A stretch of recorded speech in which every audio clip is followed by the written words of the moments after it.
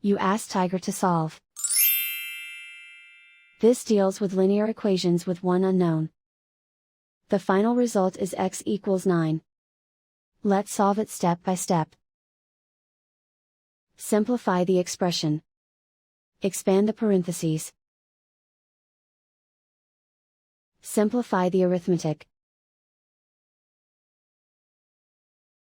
Group all constants on the right side of the equation.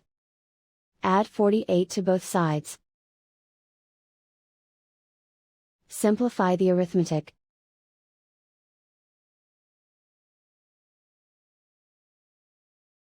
Isolate the x. Divide both sides by 6. Simplify the fraction. Find the greatest common factor of the numerator and denominator. Factor out and cancel the greatest common factor. And so the final result is x equals 9.